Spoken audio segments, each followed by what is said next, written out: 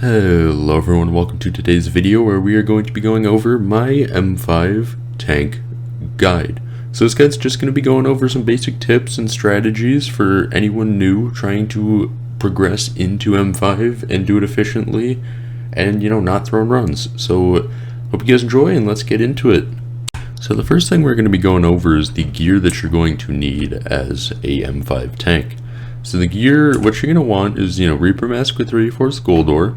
I'd say get it 6-starred, get it something looking like this chest plate. Get it 6-starred. You can either go Wisdom, Last Stand, or Legion if you have the extra money for it. Get it, Hot Potato Booked, Fumings if you want, Gems, get all that stuff on it. Try to get your full set to look like this.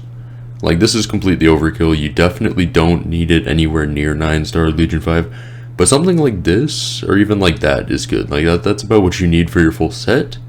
And then, in the way of actual gear you're going to need, have your AOTE. Florid Zombie Sword can help with healing. Your classic Super Boom, or Conjuring, whatever you may use for that. I personally like to use a Diffuse Kit. I know a lot of people don't, so that's personal preference of what you want to put in that slot. Then there's Soul Whip, which we will be using in Boss. I usually recommend either a Soul Whip or an Axe of the Shredded for, because it's used for keeping aggro in M5 Boss. So, either have a Soul Whip or a Axe of the Shredded for that. Then you're going to want a Wand of Atonement. You're also going to want an Ice Spray. And then having a Scylla or any other Necron Blade is not mandatory per se, but it is very helpful to have. And then just have any kind of bow for puzzles.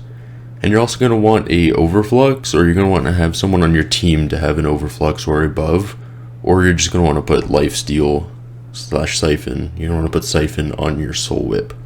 So we'll get into more of the strategies in a second. But that's just the basic gear. One more thing is you're probably going to want to have level 100 Blue Whale for this point. If you have it somewhere high 90s, it'll probably work too. But if you can get one for at level 100, then you might as well. So the first thing we're going to be talking about is what is your job during the clear of the dungeon. So your job during the clear is to follow whoever's blood rushing. Whether that be, it's usually the archer, but sometimes if you have a mage in your party, sometimes it'll be the mage blood rushing. Your job is to camp the doors as you're watching in the clip right now. So as you see, I go into a room, if there's a mini boss in that room, make sure you're ice spraying it, making it easier for your teammate. And if there's not a mini boss in that room, go straight to the wither door and just start clicking on it, because your archer / mage will go into the room, collect the wither key, and then you'll be able to open the door right away. And usually in sweatier parties, they'll spirit leap right to you to save those few seconds. Not completely necessary, but a little bit extra to have. And just on top of that, once you're done the actual clear to blood, you don't need to stay in blood unless they ask you to stay for the bonzo / scarf that can spawn in there. Unless they ask you to stay, just move, and then your job is just puzzles, secrets, trap room. Just keep doing that for the rest of the dungeon, because that's your only job. And the other thing that you might be used for is for mini-boss rooms. You might be useful for mini-boss rooms. Someone might ask you to come over for a mini-boss room. Most of the time it's cleared already by the time you get to blood, so usually it's not a problem. But you can be very useful if need be for your team. So now let's get into what you gotta do for the boss fight. So the M5 boss is a little bit different from everything else. Every other boss in the game, it's a little bit different. So as tank, you gotta go up into the corner here. As you'll see in the clip, you gotta go up into the corner. Usually what I like to do is I used to right away use my solo ability, and then running down to the ledge, I'll use my Castle of Stone ability. The Castle of Stone is very, very, very important for this section, so make sure you have a dungeon orb on you, because it's basically mandatory, especially first trying out M5, it's mandatory. And then from there, you want to place your Overflux, or if you already have a teammate that has an Overflux or Plasma Flux placed, you want to use that, and then you just want to cycle between your Soul Whip and your Wand of Atonement for healing, and also your Ice Spray just so the livids don't move anywhere. And then hopefully your teammates will KB a livid properly, and it'll be smooth sailing from there. Now, what do you do if your teammates don't KB him in time?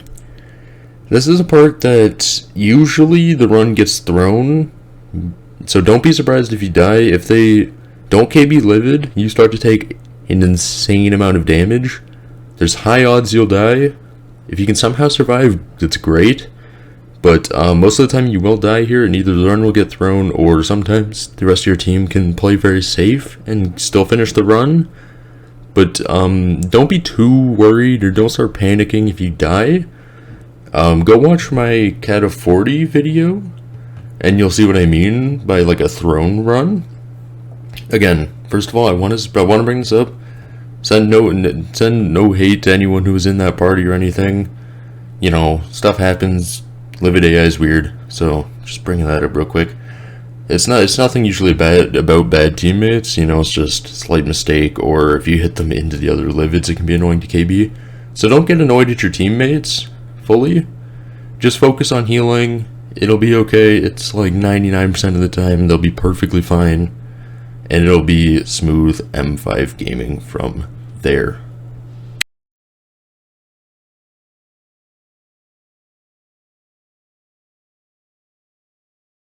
So another thing you guys might be wondering, let's paint a picture real quick. Let's just say, you know, you've gotten to the point where you're just grinding M3 runs. You know, you can do them quite consistently, and you're wondering what Kata level you need for that next step up. My personal recommendation is Kata 38, but you won't really find parties until you're Kata 40. Like, parties get more consistent at Kata 40 and Kata 39, but you can find some decent parties at Kata 38. And if you can, I would recommend you do it. If you can survive M5, I would recommend that you do it as early as you can, but it might be a little bit more difficult to find parties, and just make sure you can clear the floor, because don't rush into M5 if you can't survive it. Keep grinding M3, you'll get up there eventually. And one more thing about gear before we end the video. So in the beginning of the video, I said you could either use Soul Whip or Axe of the Shredded. So if you're using Soul Whip, then you're probably going to want to have an Overflux with you, or at the very least a Mana Flux might work. I haven't really tested that out. So just have some form of orb with you, with your Soul Whip. If you have Siphon on your Soul Whip, it shouldn't be that bad of a problem. But like for me, I have Mana Steal on the Soul Whip, so I like to have the Overflux for the extra healing. And then if you're using Axe of the Shredded, then you definitely don't need Overflux, as long as you have Siphon on the AOTS. Otherwise, you're gonna want some form of extra healing from an orb, or have one of your teammates place an orb for you. Alright everyone, that's gonna do it for today's video. Hope you guys found this helpful. Make sure to join my Discord link in the description. You can also use that to join my guild if you want. You can make a ticket in my Discord. Also make sure to leave a like and subscribe if you enjoy this kind of content. Leave any comments down below with any extra tips or ideas that you might have, and I'll see you guys next time.